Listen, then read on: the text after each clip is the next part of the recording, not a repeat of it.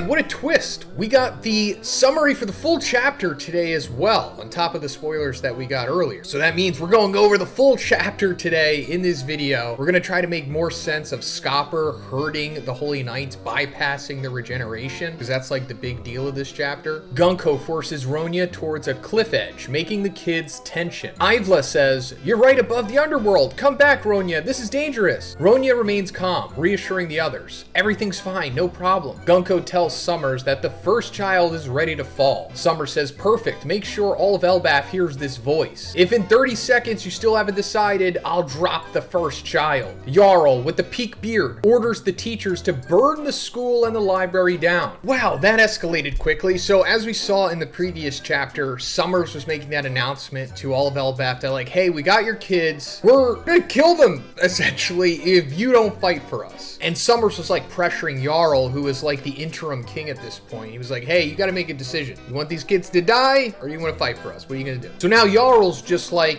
all right, you got me. Burn the books, burn the library, save the kids, which is understandable. They're in a tight space, I get it. Now we're seeing the response to Jarl wanting the library and books being burned, because the Giants respond that Summers is crazy and that the library contains texts left behind by generations over thousands of years, but some argue that children's lives are more important. That's hilarious. Some argue. I'm pretty sure like the child's lives are more important. I know it sucks losing that information, but like, you're gonna let kids die so you keep these books? Giants arguing say, the problem isn't their demands. It's the decision we have to make, to surrender or not to these guys. And others saying it's better to save the kids and stop their game. So yeah, as we could have guessed, there was going to be a divide between the Giants because of all of this stuff. But also, as I pointed out in my previous video, burning the books and the library ultimately doesn't really matter, because Shaka, the Vegapunk satellite, straight up said that he'd read all of the books that they recovered from O'Hara on Elbath and like stored them in his brain, which then went to Punk Records. So all of this data and knowledge still exists. It's just floating somewhere inside of Punk Records. I guess that's where this is headed, right? It's gonna seem like all of the knowledge was lost, but it wasn't really. Then it takes us back to Robin saying to Chopper that he needs to stay there hiding and not fight them. Then Robin saying that she can't control herself anymore and will attack. We hear Nami saying that even the worst won't take children hostage. Ripley, Frankie, and the other Giants go to save the kids. They split into groups. Summers continues his speech saying, "For the simple and clear reason that we wish to destroy, when you burn the school and library, make sure not a single book survives, your culture and your history." Then Robin attacks him using 100 flowers. A fast hand appears and strikes his face. Summers falls down.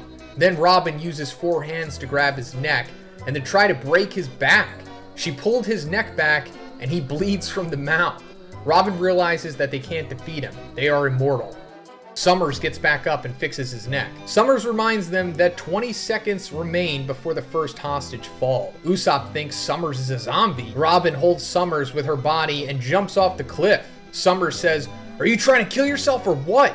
Your feelings move me, but I have no desire to join you in the afterlife." Usopp says, "Robin, what is she doing?" Robin says, "I know full well you're immortal. If your darn invisible thorns disappear, we can save the children." Summer says, "So you think that by throwing myself into the void, the kids will be out of my power's reach?" Then he attacks her, but it looks like it's a clone. Robin goes to unbind the crew. But first, let's talk about the sponsor of this video, Tokyo Treat, our favorite monthly subscription Japanese snack box. This month's box is Japan Snack Fari, and this box is packed with animal-themed snacks and candy. And don't worry, it comes with this awesome booklet that explains all of the snacks in the box along with Japan and its culture. First, let's try these Quattro cheese puffs. It's a delicious blend of Gouda, Camembert, mozzarella, and cheddar. I wish they had these things in America because they are truly incredible. Next, let's try this chocolate panda cake. This is a soft, chewy cake that's covered in a creamy white chocolate coating, and it's almost too good. Next, let's try these Lucky Giraffe mayo curry chips. The creamy mayo and spicy curry flavors come together in a way that I didn't know I needed. Then let's try the special Kit Kats that we always get, and this month it's the salted caramel Kit Kats. These have such a nice buttery caramel flavor to them. These things are truly decadent. So guys, you can get your very own Tokyo Treat box by checking the link in the description, and you can use code Zhoniin for $5 off your first first box. Thanks, guys.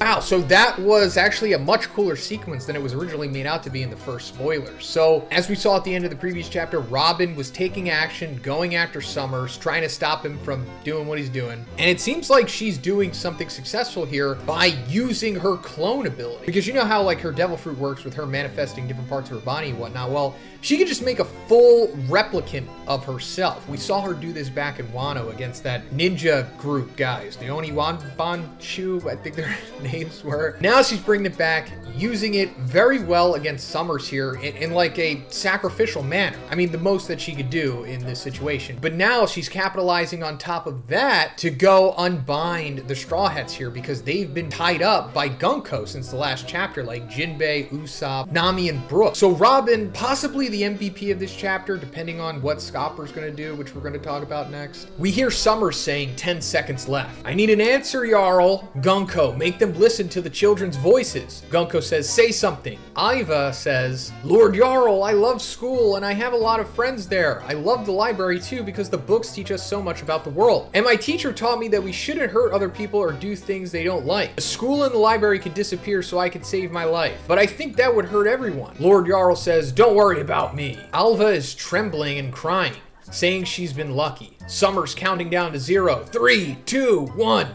Jarl tells them to burn the school and the library. Summers returns and holds Robin. Then we see Summers' hand get cut off, and this time it doesn't grow back. Summers says, it's been a long time, Gaban. In an amazing frame, Gaban slashes Summers' chest. He used hockey too. Gaban's last frame shows him looking super angry. Break next week. Whoa, all right, we're getting way more info on this sequence here. Scopper just straight up cutting off his hand here, and it's not growing back, and cutting him on the chest. So, as we talked about, Scopper bypassing this regeneration ability. We don't know how he's doing it yet, but based off of what I've been seeing from the leakers, it seems like it appears, at least, that he's using Advanced Conqueror's Hockey, which is understandable because that's kind of like the base at the highest level at this point in One Piece. Like, if you're not using Advanced Conqueror's Hockey, you're really not going to cut it at the top tier. But another interesting thing about that is, like, I guess Luffy was doing that against the Gorosei back on Egghead, right? Luffy ostensibly always using Advanced Conqueror's Hockey when in Gear 5 or going against a top tier opponent, right? Use it against Kaido, probably use it against Lucci. Why wouldn't he use it against the Gorosei? So if he was using it against the Gorosei and they were still regenerating, then what is Scopper doing? Is his Advanced Conqueror's Hockey more powerful than Luffy's? That's hard to believe. Is it more advanced? Is it Advanced Conqueror's Hockey? Don't know. Also speculating that possibly Scopper is doing something that we just don't know about yet. Another stage to Advanced Conqueror's Hockey. Maybe even more than Advanced. Something that allows him to bypass this Regeneration Abyss stuff, possibly, if it is all one thing. Another possibility is that he might be doing what Joy Boy did with Emeth. Like, Joy Boy was able to like embed his hockey in that knot that Emeth like unleashed and like blew the Gorosei away. Maybe there's something there. Maybe he can like embed hockey into something, and he embedded his hockey like into Summers so that his arm can't regenerate. Maybe that like cauterizes it hockey style or magic style or something like that. Another cool thing here is that Summers says, it's been a long time, Gaban, which implies they've met before. So I really hope we get to see a flashback, or at least just some exposition at the minimum, that the Roger Pirates fought against the Holy Knights at one point. Well, I know that the Holy Knights were on God Valley back during the God Valley incident when the Roger Pirates were there. But it's kind of implied that the Holy Knights were like on the same side as the Roger Pirates, right? Because Roger teamed up with Garp to take on Rocks to defend the Celestial Dragon. So the Holy Knights would be a part of that equation too, right? Maybe not. Maybe they fought back then. Not really sure. If it wasn't at God Valley, then they fought at a point after that or before that. And I guess that's when they figured out, oh, hey, these guys can regenerate. How do we stop it? And then they figured it out. And then outside of that, I guess this means that Scopper is going to teach Luffy and whoever else can learn this how to bypass the regeneration, you know, going further into the series, because obviously they're going to need it. Otherwise, they're just going to be fighting Majin Buu for the rest of the series until they can summon a spirit bomb from everybody working together on Earth to vaporize them and turn them into Lego blocks. But I digress. Let me know in the comments what you think about all this stuff, guys. If you liked the video, please give it a like and please subscribe if you haven't already. Have a great day. See you in the next one.